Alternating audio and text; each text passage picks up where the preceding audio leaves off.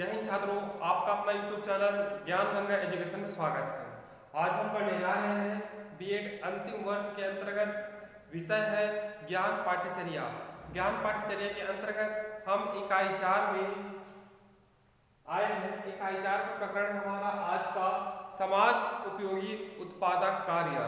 समाज उपयोगी उत्पादक कार्य, और इसको शॉर्टकट में बोलते हैं SUPW, अर्थात सोशल यूजफुल प्रोडक्टिव वर्क, अर्थात समाज उपयोगी उत्पादक कार्य। तो नाम से स्पष्ट है, समाज उपयोगी उत्पादक कार्य। तो आइए हम इसको जानने से पहले इसके इतिहास को समझ लेते हैं। तो सबसे पहले महात्मा गांधी जी ने वर्धा शिक्षा के अंतर्गत उन्होंने कहा था, वर्धा शिक्षा के अंतर्गत उन्होंने कहा कि बालकों को विद्यालय में पढ़ाने के साथ साथ ऐसे किसी कार्य से संलग्न किया जाए ताकि आगे चल करके व्यवसाय प्राप्त कर सके, किसी रोजगार में संलग्न हो सके। इस प्रकार महात्मा गांधी ने कहा, ठीक है। फिर उन्होंने जो सुझाव दिया वो कुछ हद तक तो लागू हो पाया, लेकिन संपूर्ण रूप से लागू नहीं हो पाया। फिर तत्पश्चात सन 1964 और 66 में कोठारी कमीशन ने कार्य अनुभव की शिक्षा का सुझाव दिया, जिनके अंतर्गत बालक को किसी कार्य में अनुभव हो, इस प्रकार की शिक्षा की बात कही, जिसके अंतर्गत उन्होंने कहा कि व्यवसाय के प्रति निष्ठा उत्पन्न करने के लिए कोठारी आयोग ने भी कार्य अनुभव की संकल्पना प्रस्तुत की। कार्य अनुभव का मूल आधार है विद्यार्जन एवं धनार्जन की प्रक्रिया को साथ साथ संपन्न करना, है ना। अब इसमें कहा गया है विद्यार्जन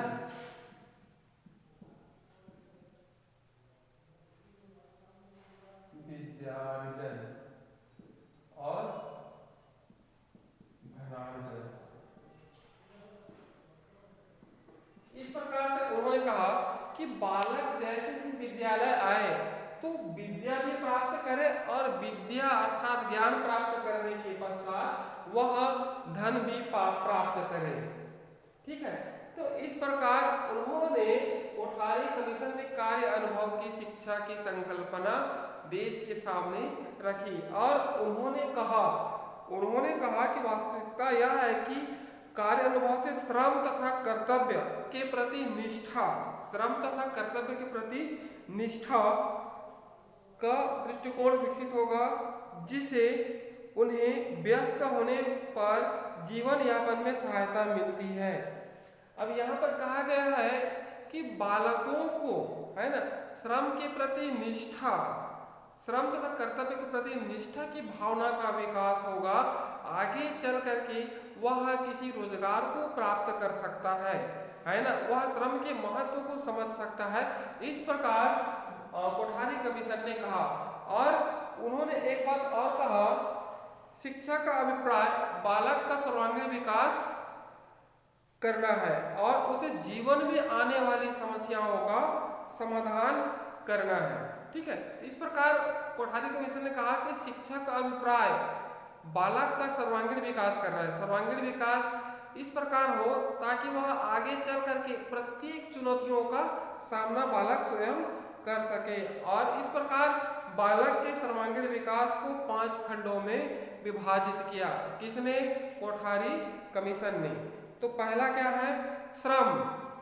दूसरा स्वास्थ्य।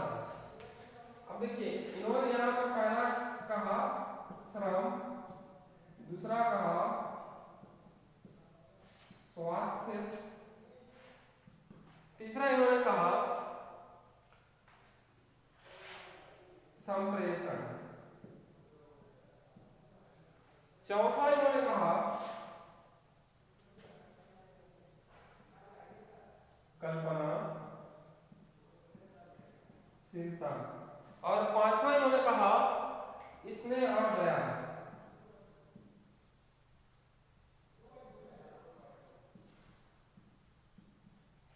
इस प्रकार कोठारी कमीशन ने बालकों के अच्छे या सर्वांगीण विकास के लिए 5 खंडों में विभाजित किया। इस प्रकार सबसे पहले उन्होंने श्रम को विशेष स्थान दिया। अगर बालक श्रम करेगा तो आगे चल करके परेशानियों का सामना आसानी से कर सकता है या किसी रोजगार में वह संलग्न हो सकता है।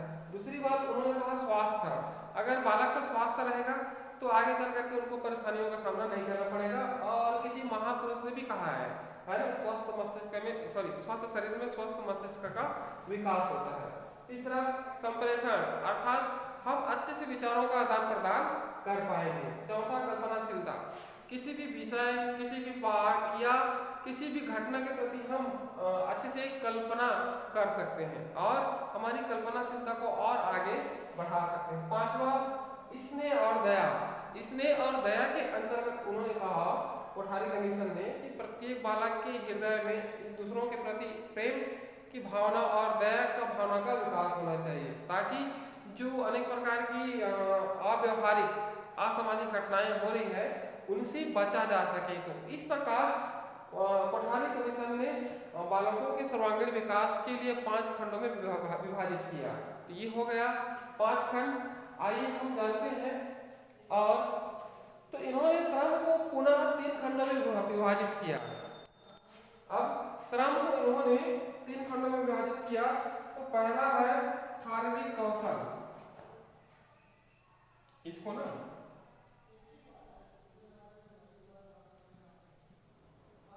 शारीरिक कौशल, दूसरा है सामाजिकता और तीसरा है समाज सेवा।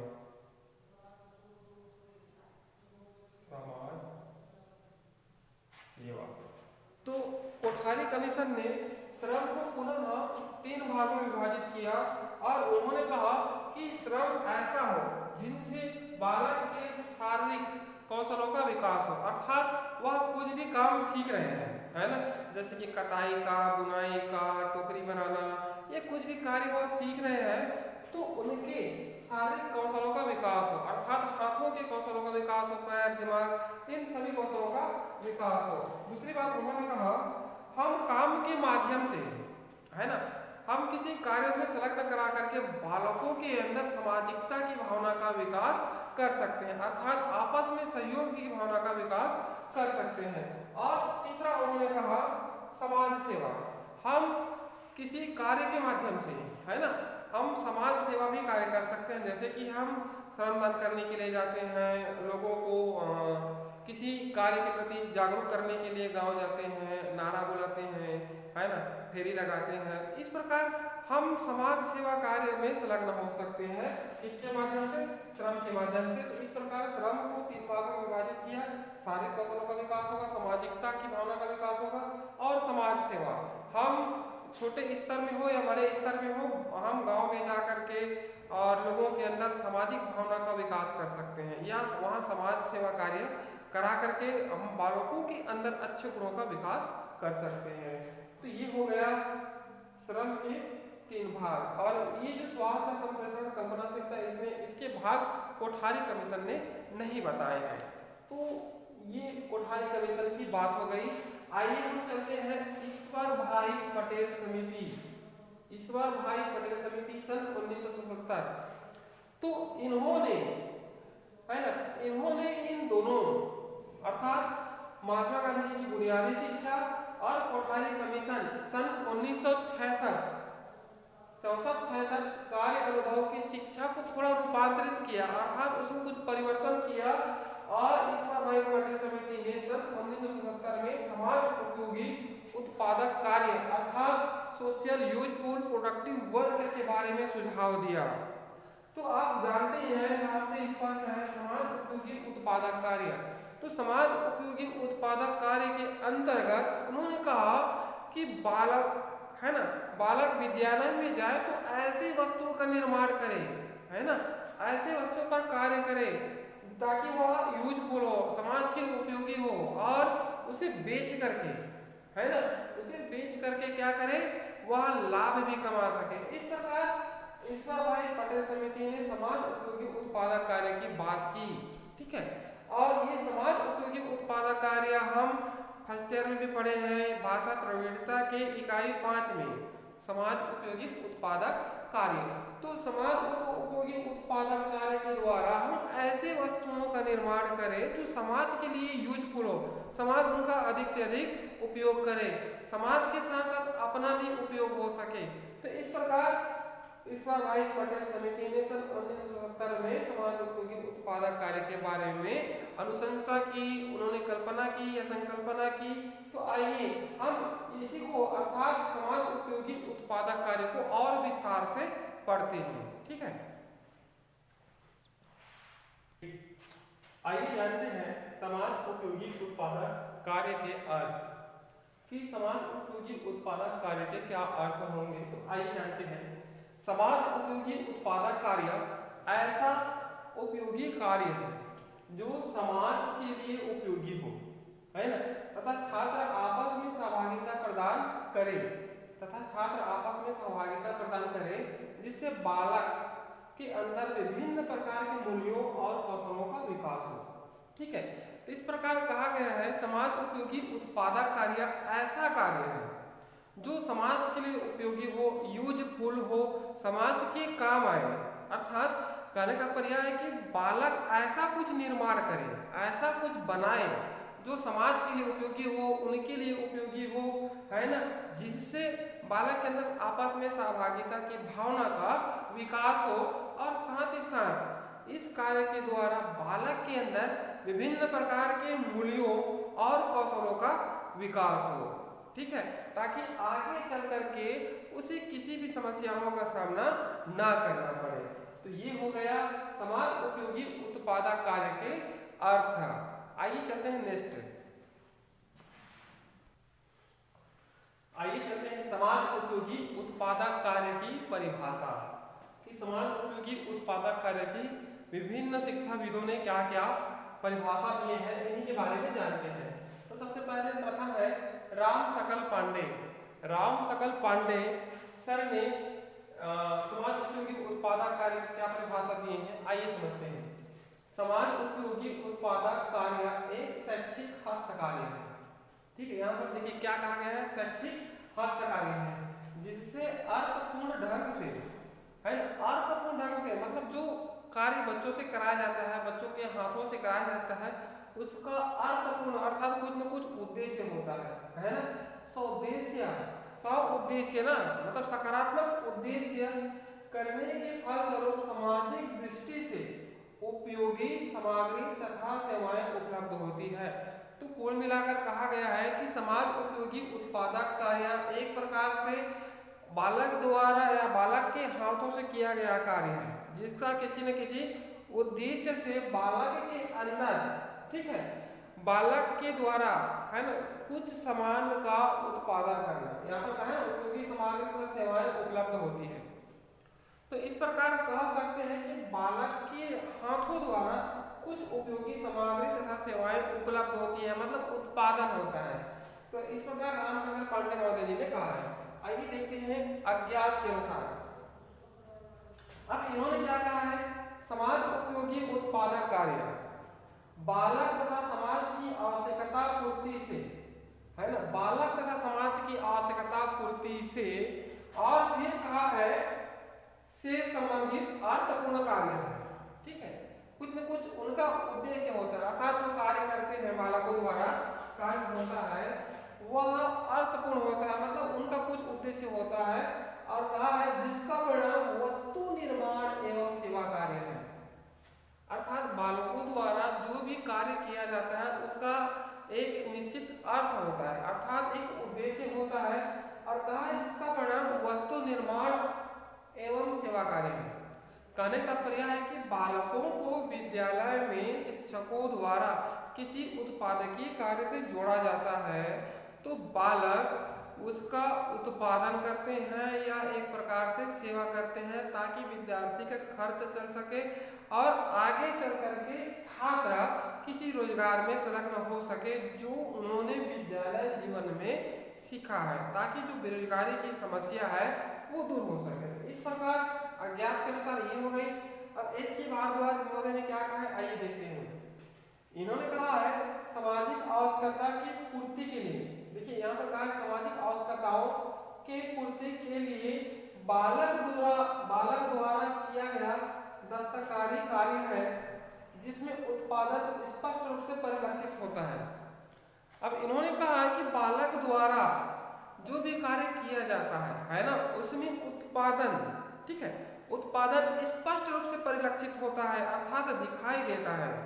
कहने का तात्पर्य यह है कि बालक कोई भी हस्त कार्य करता है ना, कोई भी हस्त कार्य करता है, जैसे कि टोकरी बनाना, मिट्टी के खिलौने बनाना, कढ़ाई बुनाई सिलाई, कुछ भी हो सकता है ना, या सामाजिक कार्य भी हो सकता है जिसमें उत्पादन स्पष्ट रूप से दिखाई देता है।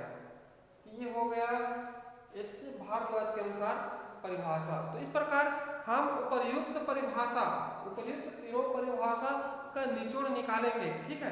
तो यह हो जाएगा एक प्रकार से बालकों के हाथों से ऐसी वस्तुओं का उत्पादन जिससे समाज के लिए उपयोगी हो, समाज के लिए सहायक सिद्ध हो, समाज के लिए फायदा हो, को हम उत्पादक कार्य कहते हैं। तो ये हो गया आपका समाज उपयोगी उत्पादक कार्य के अर्थ। आइए जानते हैं समाज उपयोगी उत्पादक कार्य के उद्देश्य। तो समाज उपयोगी उत्पादक कार्य के उद्देश्य है, पहला है सहयोग की भावना का विकास करना, ठीक है, कराना। हम समाज उपयोगी उत्पादक कार्य हम विद्यालय में कराएंगे। अगर हम उस बालकों को ग्रुप वाइज बांट देंगे, है ना, ग्रुप के आधार पर बांट देंगे, तो बालकों के अंदर सहयोग की भावना का विकास होगा, अर्थात उस कार्य को करने में, ठीक है, उस कार्य को करने में आपस में सहयोग की भावना का विकास होगा, है ना, ये होगा, इस प्रकार से सहयोगी भावना का विकास होगा। दूसरा, विविधता पूर्ण कार्य पर दक्षता प्राप्त कराना। अब हम देखते हैं, हम बालक विद्यालय में एक ही प्रकार के कार्य नहीं कराते, हम अनेक प्रकार के कार्य कराते हैं। उसी को कहा गया है विविधता पूर्ण कार्य पर दक्षता प्राप्त कराना। तो हम अनेक प्रकार के कार्यों को बालकों द्वारा करवा करके हम कुशलता प्राप्त करा सकते हैं, ठीक है। तो इस प्रकार कुशलता प्राप्त कराना। नेक्स्ट है उत्पादक, ठीक है, तथा सेवा कार्य से परिचित कराना, अर्थात जो वस्तु उत्पादन हो रहा है ना, और हम निःशुल्क या सेवा भाव से हम उसमें संलग्न है ना, तो इस प्रकार कह सकते हैं कि बालक को उत्पादक तथा सेवा कार्य से परिचित कराना, कि किस प्रकार कैसे सेवा की जाती है, कैसे उत्पादन की जाती है, इन कार्यों से भली भांति परिचित कराना। नेक्स्ट है आत्मनिर्भरता, है ना, उत्पादन कार्यों के माध्यम से आगे चल करके भविष्य में बालक आत्मनिर्भर कैसे बन सकता है के बारे में जानकारी देना। नेक्स्ट आइए श्रम के प्रति निष्ठा, अर्थात बालक विद्यालय में जो भी कार्य कर रहा है, ठीक है, बालक जो भी कार्य कर रहे हैं, जो भी उत्पादन कर रहा है, जिनसे उनका श्रम लग रहा है, अर्थात मेहनत लग रहा है, तो उस श्रम के प्रति निष्ठा भाव होनी चाहिए, है ना, कोई काम गलत नहीं, यह भाव होनी चाहिए। नेक्स्ट है समाज के लिए योगदान। अब यह बहुत ही आवश्यक है कि बालक जो उत्पादन कर रहा है वह समाज के लिए उपयोगी हो, समाज के कार्य समाज का काम आए, ऐसे उपयोगी वस्तुओं का बालक क्या करे, निर्माण करे। इसलिए बालक जो भी कार्य कर रहे हैं या जो भी उत्पादन कर रहे हैं या जो भी सेवा भाव कर रहे हैं ना, वो समाज के लिए उपयोगी हो। इस प्रकार बालक समाज के लिए योगदान दे सकता है का भाव का विकास कराना। नेक्स्ट है सातवां सामाजिक समस्या के प्रति जागरूक।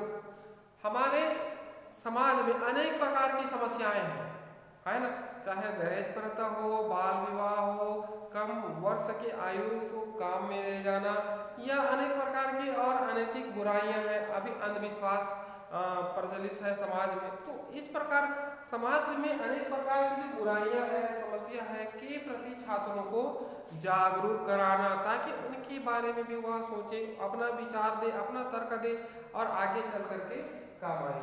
नेक्स्ट है आजीविका के लिए तैयार करना। अब देखिए, ये जो समाज उपयोगी उत्पादक कार्य का मुख्य उद्देश्य यही है कि बालकों को आजीविका के लिए तैयार करना, अर्थात बालक यहाँ विद्यालय में कुछ भी काम सीख रहा है, आगे चल करके उस काम को करके वह रोजगार प्राप्ति कर सके या रोजगार प्राप्त कर सके। अब रोजगार प्राप्त करने के पश्चात है ना, वह धनार्जन अर्थात धन की प्राप्ति कर सके, अर्थात आर्थिक स्थिति में सुधार कर सके। तो ये हो गया आपका समाज उपयोगी उत्पादक कार्य के उद्देश्य।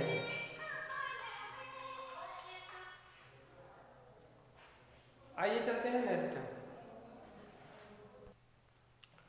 आइए जानते हैं समाज उपयोगी उत्पादक कार्य की आवश्यकता, अर्थात जो समाज उपयोगी उत्पादक कार्य है इसकी आवश्यकता क्यों है। कहने का तात्पर्य है कि जितने भी आयोग हैं, है ना, उन्होंने समाज उपयोगी उत्पादक कार्य या कार्य अनुभव की शिक्षा या बुनियादी शिक्षा को पाठ्यचर्या में शामिल करने की बात क्यों कही, है ना। तो सीधी सी बात है, जो अंग्रेजी शिक्षा थी वह केवल मानसिक श्रम पर विशेष ध्यान दे रही थी, और जिनकी द्वारा केवल हम पढ़ करके अर्थात रट करके हम किसी प्रश्न का उत्तर देते थे। लेकिन जो कार्य अनुभव की शिक्षा है, अर्थात जो समाज उपयोगी उत्पादक कार्य है या वर्धा शिक्षा है, जिनके अंतर्गत हम शिक्षा प्राप्त करने के साथ साथ हम किसी कार्य की भी शिक्षा प्राप्त कर रहे हैं, ताकि आगे चल करके, है ना, बेरोजगारी की समस्या ना हो या किसी काम की समस्या ना हो, हम खुद का व्यवसाय खोल सकते हैं। इस प्रकार विभिन्न शिक्षाविदों ने और कमीशनों ने इसकी बात कही या अनुशंसा की, इसलिए इसकी आवश्यकता और प्रबल हुई। तो आइए हम जानते हैं समाज उपयोगी उत्पादक कार्य की आवश्यकता क्यों है। तो सबसे पहले छात्रों में कुशलताओं का विकास। कहने का तात्पर्य है कि समाज उपयोगी उत्पादक कार्य के माध्यम से हम बच्चों को विभिन्न कार्यों में संलग्न करा करके बालकों के अंदर कुशलताओं का विकास कर सकते हैं। कुशलता एक प्रकार से दक्षता हो गया, किसी काम को सीखेगा तो सीख करके उस काम में वह अनुभव प्राप्त कर लेगा, अनुभव प्राप्त होगा तो वो कुशल हो जाएगा। आइए नेक्स्ट करते हैं रुचि का विकास, है ना।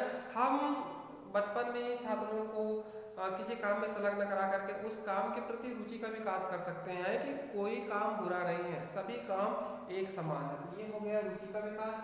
क्षमताओं का विकास। अब देखिए, बालक के अंदर विभिन्न प्रकार की क्या है, क्षमताएं हैं, असीमित क्षमता है ना। तो उन क्षमताओं का विकास किसके माध्यम से होगा, कार्य के माध्यम से, अर्थात हस्त कार्य के माध्यम से होगा। अगर बालक को विभिन्न कार्यों को हम विद्यालय में कराएंगे तो बालक की विभिन्न क्षमताओं का विकास होगा, है ना। मोबाइल बनाने की कला का विकास होगा, एप्स बनाने की कला का विकास होगा, या अनेक प्रकार की और अन्य जो क्षमताएं हैं वो क्या होगा, प्रपुष्टित होगा। नेक्स्ट आइए बालक का सर्वांगीण विकास। अब देखिए यहाँ पर कहा रहा है कि बालक के किसी एक पक्ष का विकास ना हो, उनके सभी पक्षों का विकास हो, ठीक है। उनके शरीर मजबूत हो, दिमाग मजबूत हो, वह सोचने समझने की शक्ति का विकास हो, क्षमता का विकास हो, कुशलता का विकास हो, इस प्रकार सारे गुणों का विकास हो। नेक्स्ट है सहयोगात्मक कार्य करने की क्षमता। अब देखिए, ये जो उत्पादकीय कार्य के माध्यम से बालक आपस में सहयोग करते हुए कार्य करने की क्षमता का विकास होता है। नेक्स्ट आइए स्वावलंबी। तो स्वावलंबी के अंतर्गत हम कह सकते हैं कि बालक किसी काम को करेगा, उदाहरण के लिए मोबाइल बनाने के लिए विद्यालय में सीखेगा, तो आगे चल करके मोबाइल बनाने की दुकान खोल करके वह आत्मनिर्भर हो सकता है, इसलिए यह कहा गया स्वावलंबी। नेक्स्ट आइए देश की परिस्थिति के अनुकूल कार्य सीखना। देखिए, हमारे देश की जो परिस्थिति है एक प्रकार से देखा जाए तो गंभीर परिस्थिति है ना। इसलिए गंभीर परिस्थिति है कि जनसंख्या अत्यधिक होने के कारण सभी को रोजगार देना मुश्किल है। तो इस प्रकार हम अगर विद्यालय स्तर पर कुछ काम सीखे रहेंगे, उत्पादकीय कार्य सीखे रहेंगे, तो वह उस कार्य को आगे चल करके हम कर सकते हैं, है ना। हमारे देश की परिस्थिति क्या है उसके अनुरूप हम कार्य कर सकते हैं। इस प्रकार जो समाज उपयोगी उत्पादक कार्य है वह ऐसी होनी चाहिए, है ना, वह उसकी आवश्यकता ऐसी होनी चाहिए कि देश की परिस्थिति के अनुकूल हम कार्य कर सकें। नेक्स्ट है सृजनात्मक अभिवृत्ति का विकास या सृजनात्मक अभिव्यक्ति का विकास भी कर सकते हैं। तो इस प्रकार सृजनात्मक अभिवृत्ति के विकास के अंतर्गत हम यह जानेंगे कि बालक के अंदर, है ना, यहाँ पर कहा गया है सृजनात्मक मतलब सृजन करना, निर्माण करना, है। तो बालक किसी कार्य के माध्यम से अपने अंदर से बाहर निकालेगा, रचनात्मक कार्य करेगा, सृजनशील कार्य करेगा, है ना। तो इस प्रकार कार्य सृजनात्मक अभिवृत्ति का विकास है। नेक्स्ट आइए बेरोजगारी की समस्या का समाधान। अब बालक विद्यालय में अनेक प्रकार के क्या है कार्य को सीखेंगे, है ना, उत्पादकीय कार्यों को सीखेंगे और उनसे कुछ निर्माण करेंगे। निर्माण करने के पश्चात कुशलता का विकास होगा, है ना, दक्षता का विकास होगा। तो जो बेरोजगारी की समस्या उत्पन्न हो रही है वह समस्या दूर हो सकती है। हम उस समस्याओं का अंत कर सकते हैं। किसके माध्यम से? उत्पादकीय माध्यम से, ताकि हम सरकारी अर्थात देश की जो आर्थिक स्थिति है उसमें हम अपना योगदान दे सकते हैं। तो ये हो गया बेरोजगारी की समस्या का समाधान। नेक्स्ट आइए विभिन्न मूल्यों का विकास। अब यहाँ पर मूल्य कहा गया है ना, चाहे आर्थिक मूल्य हो, सामाजिक मूल्य हो, नैतिक मूल्य हो, मनोवैज्ञानिक मूल्य हो, है ना, सांस्कृतिक मूल्य हो। इन सारे मूल्यों का विकास किसके माध्यम से हो? उत्पादक कार्य के माध्यम से हो। ठीक है, तो विभिन्न मूल्यों का क्या हो? विकास हो। तो ये आपका हो गया समाज उपयोगी उत्पादक कार्य की आवश्यकता। इसलिए यह आवश्यकता है और चाहे तो और आप लिख सकते हैं, इसमें ऐड कर सकते हैं, है ना। तो इसके माध्यम से समाज उपयोगी उत्पादक कार्य के माध्यम से इन सारे गुणों का विकास कर सकते हैं बालक के अंदर और बालक को एक अच्छा प्राणी या मनुष्य बना सकते हैं, जिनके द्वारा बालक आगे चल करके किसी रोजगार को प्राप्त कर सकता है, किसी रोजगार में संलग्न हो सकता है और जो बेरोजगारी की समस्या है या कुछ भी समस्या है वह दूर हो सकता है और बालक अपनी आर्थिक स्थिति को सुधार सकता है। ठीक है, तो यह हो गया आपका समाज उपयोगी उत्पादक कार्य की आवश्यकता। आज कक्षा यही समाप्त की जाती है ना। हम दूसरे दिन दूसरे पार्ट को लेकर आएंगे और हो सके तो इसकी कुछ खंड बचा हुआ है ना, इसी को जानेंगे। तब तक के लिए धन्यवाद, जय हिंद।